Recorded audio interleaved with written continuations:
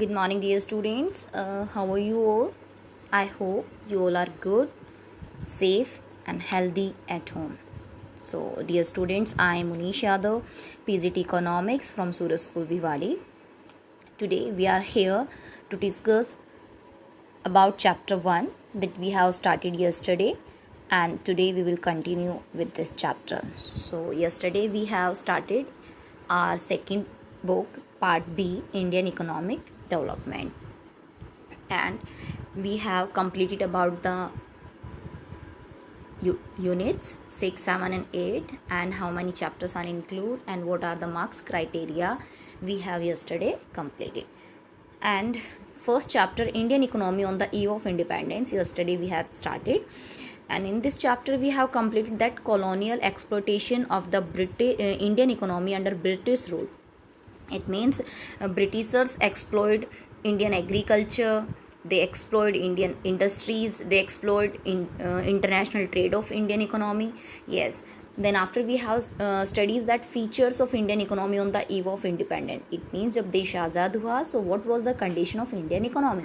It was stagnant, backward, agricultural backwardness was seen, industrial backwardness also there, poverty, poor infrastructure, heavy dependency on imports, limited urbanization, and colonial economy was the problem at the time of independence. And along with these information we have completed that what are the condition of Indian agricultural sector at the eve of independence. Okay, so it means what was the problems in, what was the characteristics of Indian agriculture sector at the time of independence. So low production and productivity, high degree of uncertainty, dominance for subsistence farming, gulf between owner of the soil and tiller of the soil, small and fragmented land holdings, land revenue system, and forced commercialization of agriculture. Yesterday we have completed each and every point. So dear student, today our topic is industrial sector on the eve of independence. Okay, it means what was the condition of industrial sector when the country was become independent. Okay, so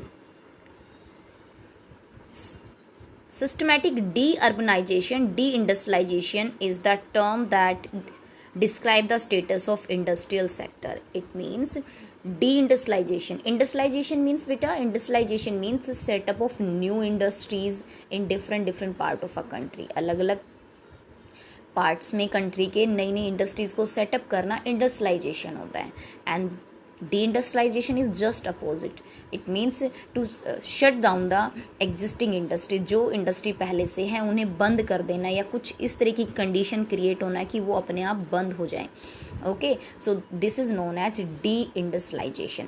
So it means at the eve of independence the systematic de-industrialization was the problem in front of industrial sector.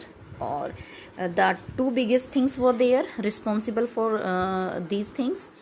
जो D industrialisation था इसके लिए दो चीज़ें सबसे ज़्यादा important थी जो रिस्पॉन्सिबल थी. First, decaying of world famous traditional handicraft industry owing to the discriminatory policy of the British government. It means India का जो वर्ल्ड फेमस हैंडीक्राफ्ट था वो डिस्क्रिमिनेटरी मीन्स भेदभाव वाली tariff policy, taxes policy, import export duties जो differentiated थी, Britishers के लिए अलग, उनके गुड्स के लिए अलग, इंडियन गुड्स के लिए अलग.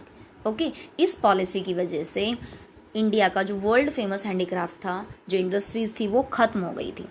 And second was bleak growth of modern industries owing to the lack of investment opportunity. It means there was no initiative taken by the British government to develop the Indian industries. अब जब उनमें investment ही नहीं होगी, कोई initiative ही नहीं होगा, तो it means जो मॉडर्न इंडस्ट्रीज़ थी उनकी कमी थी.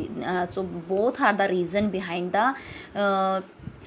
backwardness or deindustrialization of industrial sector. Okay, so first of all, decaying handicrafts. Decaying handicraft means prior to the British rule. Prior to the British rule means जब British rule नहीं था India में, handicraft in India enjoy the worldwide reputation of excellence and quality. India का जो handicraft था वो world wide reputation means बहुत फेमस था और एक्सीलेंट क्वालिटी के लिए जाना जाता था, but the British Raj contributed to the decay means ख़त्म होना, उसको कम करना, बट ब्रिटिश गवर्नमेंट ने उसे ख़त्म करने में बहुत कंट्रीब्यूट किया। It was owing to the discriminatory economic and political policies. उन्होंने दो तरीके की पॉलिसी बनाई, economic and political, but both were discriminatory means that some separate rules set up by the Indian goods and Indian industrialist. And what are the rules? Look at here, dear students. Here are the rules. Yes. First, discriminatory tariff policy of the state. It means Indian जो raw material tariff free export of raw material from India, वो India से raw material बिल्कुल free ले जाते थे। Tariff free imports of British industries product into India, और जो British industries के जो गुड्स थे वो इंडिया में आते थे फॉर सेल, वो बिल्कुल फ्री थे। But heavy duties on export and import of Indian goods, जबकि इंडिया के एक्सपोर्ट और इंपोर्ट पर हैवी ड्यूटी लगती थी। तो जब हमारा सामान महंगा था तो the demand from the international market decaying, तो उसकी डिमांड भी धीरे धीरे कम होने लगी, और जब डिमांड कम हो गई तो प्रोडक्शन भी कम करना पड़ा, और प्रोडक्शन कम करने का मतलब है कि इंडस्ट्रीज़ जो है वो डिसइन्वेस्टमेंट में चली जाती है, deindustrialisation is started. Okay, disappearance of princely court. जब ब्रिटिश रूल नहीं था तो raja, nawabs, princes, emperors, they were also taking care of handicrafts and industries, but during the British rule everything was vanish, सब गायब हो गए, सबको ख़त्म किया गया। So there were nobody is taking care about that, कोई सुनने वाला नहीं था। Competition from machine made product. Indian product was hand made product, okay, but जो ब्रिटिश प्रोडक्ट थे दे वर मशीन मेड प्रोडक्ट, और मशीन मेड प्रोडक्ट ऑलवेज भी cheap in price, वो सस्ते होते हैं। दैट्स वाई इंडियन प्रोडक्ट को बहुत ज़्यादा कंपटीशन फेस करना पड़ा from machine made products. Okay, new pattern of demand. अब new technology means machine made product, they are good in quality, shaping, colouring. It means Indian buyers demanding for the British goods. उन्होंने British goods की demand शुरू किया, और जिससे Indian goods की demand अपनी ही country में कम हो गई, वो भी डिकेइंग में एक इम्पोर्टेंट रोल था। Introduction of railway in India. Introduction of railway means that British government used railways for their own purpose.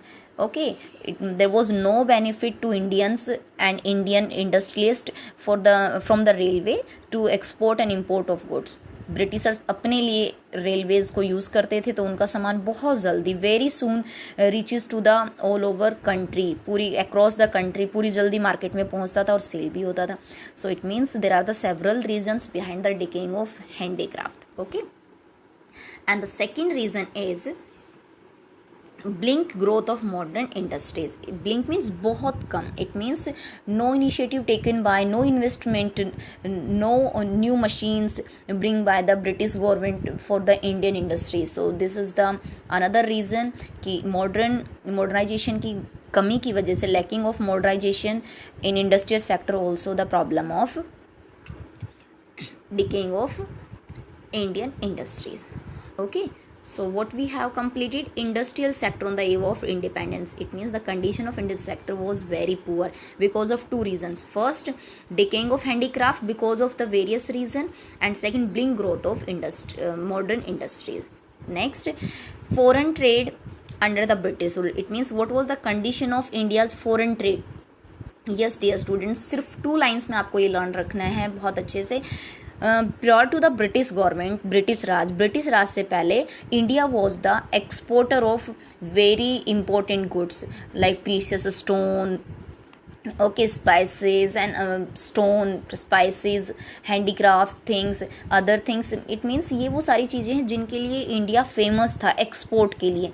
Okay, and they import only some necessary things, और कुछ ही चीज़ें हम इम्पोर्ट करते थे। But during the British Raj the condition changed, India becomes net exporter of raw material. India से सिर्फ raw material जाता था ब्रिटेन में, and India becomes importer of finish goods, importer of finish goods. Okay, exporter of raw material and importer of finish goods, दो चीज़ें बस change हो गई। जो कंडीशन थी, net exporter of primary product means हम जितना भी प्राइमरी प्रोडक्ट थे उसे एक्सपोर्ट करते थे और फिनिश गुड्स हम क्या करते थे बेटा, इंपोर्ट। इट मीन्स जो छोटी छोटी चीज़ें थी वो हम यहाँ से अपना रॉ मटेरियल ब्रिटेन में भेजते थे, ब्रिटेन से बना सामान हम इंडिया में लाकर यूज़ करते थे। It means India becomes only a market for Britishers. India सिर्फ एक मार्केट बन गया था। Okay. Second, monopoly control of India's foreign trade. India का जितना भी फॉरेन ट्रेड था it was control by British government. More than 50% trade was compulsorily with Britain only and rest was totally controlled by the British government.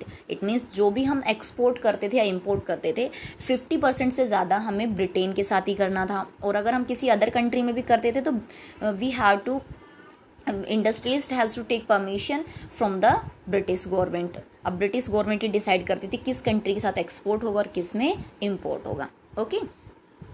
And the next is surplus trade but only to the benefits the Britishers। ऐसा नहीं है कि foreign trade से हमें benefit नहीं होता था, foreign trade से बेनिफिट होता था, but it was taken by only British government. Okay, for their expenses, for their administrative expenses, for their armies, for their day to day expenses. Okay, और it wars and other fights. It means the surplus was not benefit to Indians. Okay, it was benefited to Britishers only. Okay, so there are the condition of India's foreign trade. India becomes net exporter of raw material, importer of finished goods. Maximum trade was traded to the British countries only, Britain only, and surplus trade only taken by British government only. It means the poor condition of India's foreign trade. And next is demographic profile during the British rule. Demographic profile means beta, it includes all the birth rate, infant mortality rate, literacy rate, all kind of things are included. So what was the condition? Look at here, birth rate and death rate both were very high. दोनों ही बहुत ज़्यादा थी, मरते भी ज़्यादा थे लोग birth के टाइम और डेथ भी बहुत होती थी। Infant mortality rate means the death of a child under the age of 1 year. 1 साल से कम का जो बच्चे होते हैं जब उनकी डेथ हो जाती है with in 1 year, that is infant mortality rate, वो भी बहुत ज़्यादा थी। Literacy rate, it was very poor, literacy rate भी बहुत बहुत कम थी। It means it was only 34 per 1000. Okay, 200. Yes, next is life expectancy. Life expectancy was in low as 32 years. सिर्फ लाइफ को 32 ईयर्स ही एक्सपेक्ट किया जाता था। Now presently it is 68 years, अब ये 68 ईयर्स है। Okay, and literacy rate here only 16% of total population was educated, and from it 7% was females. Okay, 16% में 7% females थी, rest was male. Okay, so it means there are the so many things which showing that Indian economy, Indian agriculture, Indian foreign trade, Indian industries, and the condition of demographic profile was very backward, was very poor, because no initiative taken by the British government for the Indian people, for the Indian industries, for Indian agriculture, for India's foreign trade. Nothing was done by the British government. Yes. And one more important point, that is demographic transition. What is demographic transition? It means that a biggest change in the population. Okay, yes beta. So the year 1921 is regarded as year of great divide. अब इसका एक meaning आपको समझना है. What is the year of great divide? It means prior to the 1921 the population growth was India not consistent. It was sometime it fluctuating, increasing, in the one is decreasing. मतलब 10 साल में कभी बढ़ती थी, 10 साल में कभी कम हो जाती थी. ओके, तो फ्लैक्चुएट होती रहती थी. But after 1921 population in India recorded a consistent rise. 1921 के बाद कभी भी पॉपुलेशन कम नहीं हुई है, सिर्फ कॉन्टिन्यूसली इंक्रीज हो रही है. सो this is the demographic transition. Clear? So it means there are the several things. Rising population is the another cause of poverty, unemployment, poor infrastructure, because demand is high and supply for the basic goods is low. So dear students, here is today's topic that we have discussed. We have discussed three things. That first was industrial sector on the eve of independence. Okay, then after we have completed India's foreign trade under the British rule, and the last one is demographic profile during the British rule. So dear student, I hope you understand the point. Please read each and every point from your book, watch the videos regularly, and dear students, one more thing, that I want to make a proper record of all the students, that how many students are doing work and not doing work. So beta, you have to send pics of your work on everyday basis. Okay, so dear students, stay blessed, stay safe at home.